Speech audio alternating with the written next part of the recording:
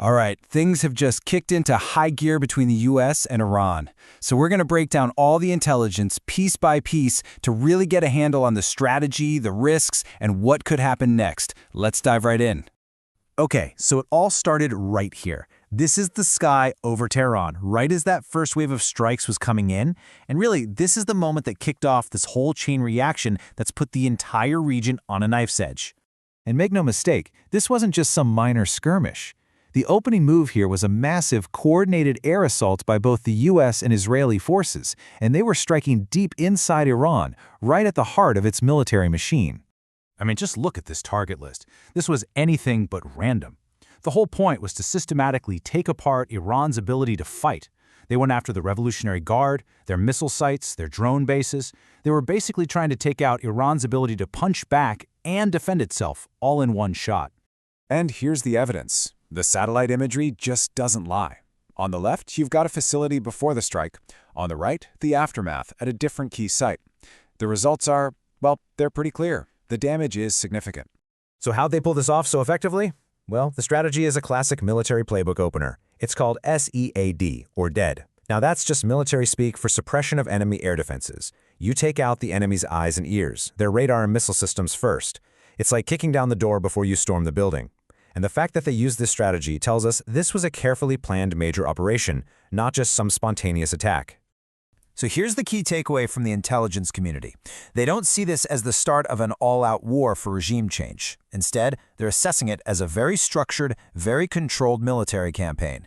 It's a huge show of force, for sure, but it's also a very carefully measured one. But of course, that was just the opening shot, because Iran didn't just sit back. Their response was fast, it was direct, and it was a pretty powerful demonstration of their own missile technology. What they did was unleash this massive barrage of ballistic missiles, and their targets were just as strategic: US bases all across the Gulf and key locations inside Israel. This wasn't through some proxy group. This was Iran, the state itself, firing back directly. And what happened next was just this incredible defensive showdown. It basically turned into a high-stakes duel in the sky. Iran's missiles coming in hot versus some of the most advanced interceptors on the planet, like the US Patriot system and Israel's famous multi-layered defense shield. The night sky over the Middle East literally lit up from all this. Now, okay, so a lot of these missiles were shot down, we know that. But that's not the whole picture. The one variable, the absolute game changer here, is whether any of those missiles actually got through and hit a target that caused mass casualties, especially at a US base. That, right there, is the ultimate tripwire that could escalate this thing into a whole different ballgame. So moving beyond the direct missile exchanges, there's another front that could have even bigger global consequences. We have to talk about the huge economic pressure point, the Strait of Hormuz. And this is where things get really interesting, because this is the conflict's real economic wildcard. You see, this little stretch of wire, it's the main artery for a massive chunk of the world's oil supply. So, if this gets shut down, it's not just a problem for the region. It's an instant problem for, well, pretty much everyone on the planet. And you just can't overstate how big of a deal this is. If Iran tries to close the strait, you'd see an immediate shock in oil prices. It would force a huge US naval response to pry it back open, and it would instantly drag the entire global economy into the conflict. It's basically an economic nuclear option for Iran. And of course, both sides are stacked with assets in the area. You've got Iran's fleet of small, fast-attack boats, which are perfect for swarming big oil tankers. And on the other side, you've got the overwhelming firepower of a US aircraft carrier strike group. Its whole job there would be to keep that shipping lane open, so you can see how this tiny stretch of water is just a massive flashpoint waiting to happen. But here's what's really telling. Even with all this tension, the intelligence says Iran hasn't actually tried to close the strait, at least not yet. They're keeping that incredibly powerful economic weapon in their back pocket. And that, right there, tells you a lot about their current strategy. Okay, so we've talked about the direct fight, but there's this whole other layer to the conflict. You could call it the shadow war, and it's being fought through a whole network of Iran's regional allies and militias.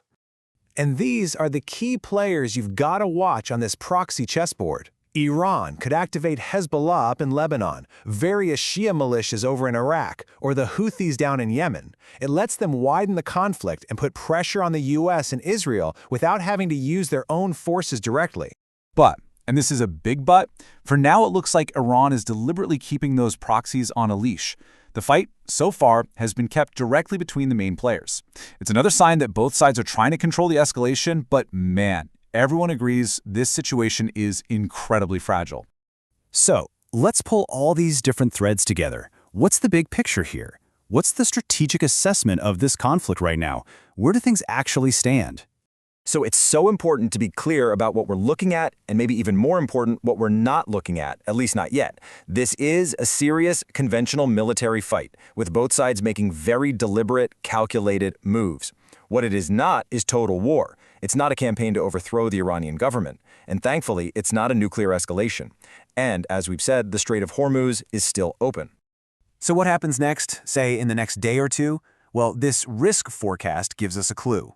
The most likely path is more of the same, a continued tit-for-tat exchange. But you gotta pay attention to those moderate probability boxes. An expanded U.S. strike campaign, a disruption in the Strait of Hormuz, they're not off the table by a long shot, especially if that American casualty tripwire we talked about gets hit. You know, this quote from the operational brief just nails it. The conflict is active, but still structured. Both sides are basically flexing their muscles, showing each other what they're capable of, but they're both trying really hard to avoid taking that one final step over the line into a full-blown regional war. It's an incredibly dangerous tightrope walk. And that leaves us with this one final critical question. We've seen the tripwires, a mass casualty event, the closure of Hormuz, activating the proxies. We know that both sides are walking this tightrope. So the question we're all left with is, what happens if one of them slips?